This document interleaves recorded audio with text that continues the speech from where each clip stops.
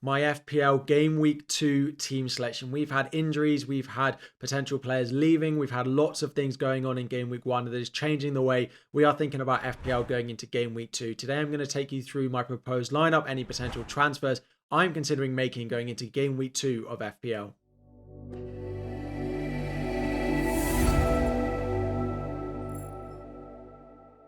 What is up everyone, FPL Harry here. Before we dive in, 2,000 likes is the aim. Subscribe if you're new around here as well. And we're going to have a look at my Game Week 2 team selection. Before we do that, of course, we always have a review of how the previous game week has gone. And that was, of course, Game Week 1, the first game week of the season. I started with no Mo Salah and I had Smith Rowe. So by the time that sort of 3 o'clock came on Saturday, Salah had absolutely destroyed me and I had a Smith Rowe blank. To be fair, I did have Trent Alexander-Arnold and Jota in that early game on Saturday, so it wasn't completely the end of the world, and things did get pretty good from there on out. I did captain Alexander Isak, which could have been better. Of course, the red card, that's not something we can easily predict. So an assist from him, I will take it. Chris Wood's 9-pointer absolutely came in clutch, particularly not having the likes of Mo Salah in my team and not going with Kai Havertz as well. Saka did very well, so he was my sort of over Mo Salah replacement to try and free up a bit of money. He performed very well, and then of course Erling Haaland. Smith Rowe and Nkunku, the two big disappointments. Of course, they both blanked. Nkunku in particular with his lack of minutes. Smith Rowe I'm slightly happier with just based off the upcoming fixtures. And then in defence, things look pretty good. Pedro Porro is a slight doubt. We don't know at time recording, and we'll talk about a potential transfer on him in a moment. And then 2 clean sheets to back it up. No real points on the bench. So pretty happy with how it started. 75 points, putting me just outside the top 700k for the start of the season. And given I had Haaland against Chelsea, Nkunku against Manchester City, Smith Rowe against Manchester United in my starting 11, I will absolutely take that. Let me know how you got on in Game Week 1. I am ranked 3,229th in my league, the charity league, which means if it finished right now, we'd be donating over £300 to charity. Of course, 10p for every single one of you who does beat me does go to a charity. So make sure you're in that league code if you are not already. Let me know what position you are in that league, and let's have a look at some transfers for Game Week 2. So again, as we get into potential future weeks, we'll do a little bit more of a deep dive into potential transfers, what my sort of plans are over the first few weeks. But at the moment, we are very much, I'm planning on rolling transfers unless I have fires to put out. Unless I have certain things I know I have to make transfers for. And there are 2 of those that could potentially be the case going into Game Week 2. The first one, of course, is Pedro Porro, who is yellow flagged at the moment. He did pick up a slight knock in Game Week 1 on Monday evening. I could potentially sell him if we hear that he is not going to play in Game Week 2 and is going to be out for a while. I don't actually need him in any of the next 3 game weeks, although he might drop in price if he is injured. I don't need him this week. Everton at home would be great to play him in, but I have Gabriel currently in my squad and he's currently benched, so I could easily play Gabriel away at Aston Villa. Game Week 3, I plan on benching him, and Game Week 4, I probably plan on benching him at home to Arsenal anyway. It's just Game Week 5 onwards. If he's likely to be back by Game Week 5, I could just hold on to him. The only concern there is if he is out for a couple of weeks and then it's the international break and I don't sell him, he will be 5.4, 5.3, 5.2 by the time it comes back around. And although I will want him back in Game Week 5, there is a potential play to save a little bit of value and sell him and potentially look to buy him back. Now, if he's going to be out for a longer period of time, which I think is unlikely, but we'll hear, of course, in the press conference on Friday, which will update you in my final thoughts, in my final decisions video tomorrow, I could sell him. And Gvardiol of Manchester City is probably the number 1 player that I look at. Now, I could go to Rico Lewis of Manchester City as well. I'm just not 100% certain that Kyle Walker is not going to come back into that Manchester City team at some point. I just think Gvardiol is the safest. And now, he didn't get that far forward against Chelsea, but they played without Rodri and they played with no Kyle Walker, which meant that Rico Lewis was the one who got far forward. And now if Kyle Walker does come back in, of course, that's bad for Rico Lewis because he'd likely drop to the bench, but it would be good for Gvardiol getting far forward. And the other thing to say on that Chelsea game is Gvardiol was meant to be marking Cole Palmer and he was marking Gusto, who was very far forward. He's not going to do that every week, so he might have a little bit more license to roam and get forward in a fixture like Ipswich at home. So I'm probably going to hold Porro at the moment, but if the injury is bad and long term, someone like Gvardiol is probably the player that I'm looking at,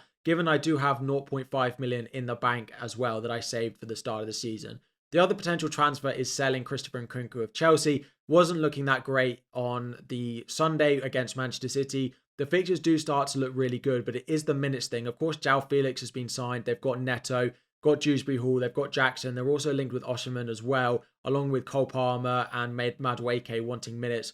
Plus, you've got players like Sterling, who looks like he's going to leave, but then Mykhailo Mudryk. There are just so many attackers, and I'm sure I've missed some, even as a Chelsea fan. There are so many attackers that Chelsea have that can play those positions. I don't doubt that Nkunku is going to start, and I do think he will play central in the game week 2 and onward fixtures. But part of me is like, well, if he's only going to play 60, 70 minutes because of the amount of attacking options that Chelsea have, I'm not certain he's as good an asset, and I hold my hands up as good an asset as I thought he was going into the start of the season. One of the key players who I don't have, who I really want, is Eze.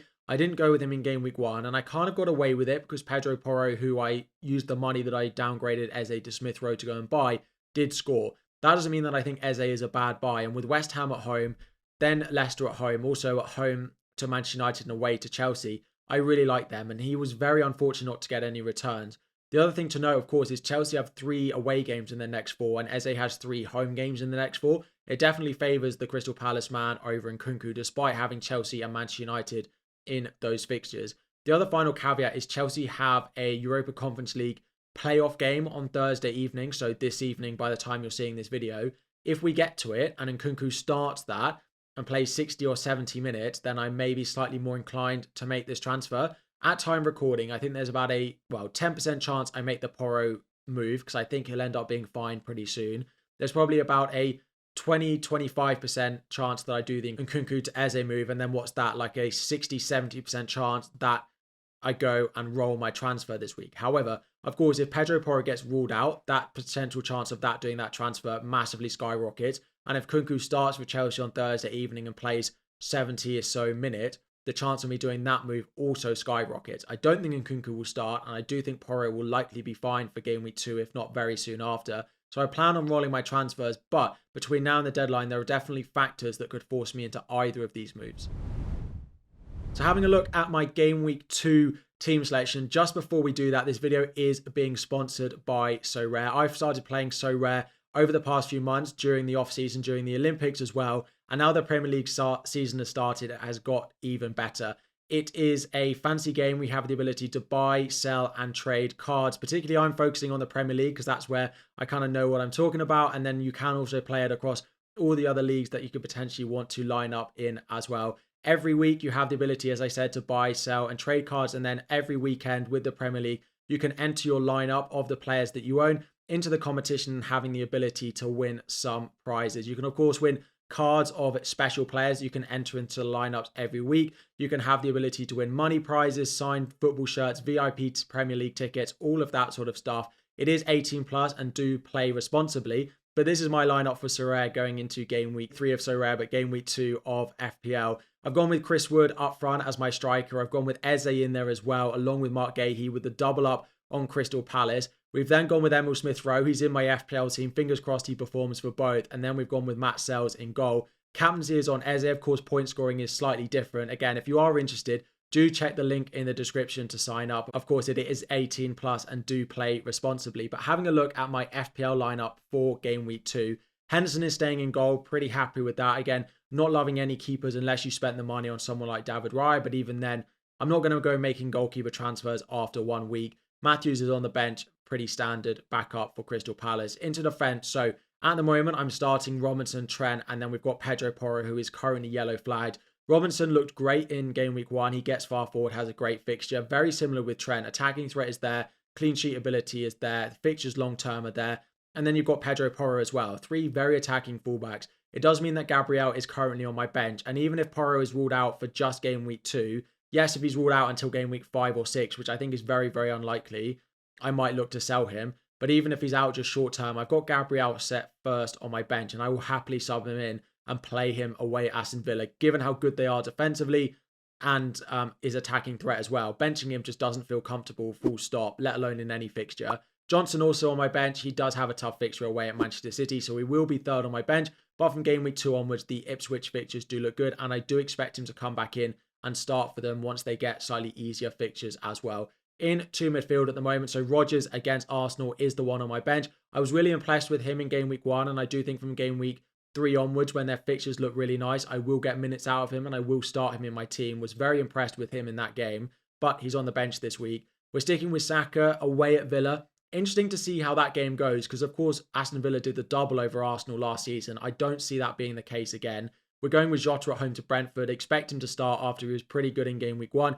Could have had even more points. So fingers crossed he can get as close to matching Salah in game week 2. Smith Rowe at home to Leicester. And then at the moment I plan on going with Nkunku. As I said in my potential transfers section, if Porro is ruled out for a long period of time or Nkunku plays 70 plus minutes in the Europa Conference League qualifier on Thursday evening, I may be inclined to make one of the 2 transfers, and it would be Nkunku to Eze based on the 0.5 million I have in the bank as well. But at the moment, I'm about 60-70% chance that I do roll my transfer. Up front, it is Haaland, of course, at home to Ipswich. This is the banker. This is the no-brainer. This is the one who can't fail. This is the one who's never failed. Hoping for points with Haaland. And of course, he will get the Campsey armband for me as well. Isak next up away at Bournemouth. Hopefully they don't get a red card in that one. And they can, put the attack all together and put the goals in. And then we've gone with Chris Wood. I do think there is a time that I will look to sell Chris Wood just because they are linked with Eddie and Nketiah. They also have a Wanyi. I'm hoping to get the first 3 weeks out of him. And then from game week 4 onwards, where he has Liverpool, I might look to bring in someone like a Dominic Solanke, who I do think was very good for Spurs on Monday night. So as I said, Haaland's going to be the captain for me. There's almost no doubt about that. Diogo Jota's actually got the vice captain for me as well going into game week 2. As I said, the plan always going into the second game week of the season is to roll the transfer unless something happens that massively throws you off a player. And that will be either Porro being ruled out for a long time or Nkunku looking unlikely to start at the weekend, both of which I think is unlikely. So 60-70% chance that I do roll my transfer. Of course, if anything changes on my final decisions video tomorrow, I'll give you an update of how my lineup is looking, any potential changes based on press conferences and that Chelsea game on Thursday night. We'll have all of that information, so I'll update you on my final decisions video and of course on my deadline stream on Saturday morning as well. Thank you all for watching. Let me know what you think of my team. Of course, make sure you've joined the league code down below if you have not already. Any questions you have about your squad as well. Hopefully not too much to do. Of course, if you had Kwanzaa, maybe you sold them already. Potentially, if you've got Nkunku, it's maybe a hold for 1 more week. So hopefully not too much, but every week adds a few more questions going into FPL as well. Thank you so much for watching. 2,000 likes is the aim. Subscribe if you're new around here, and I'll be back again very soon.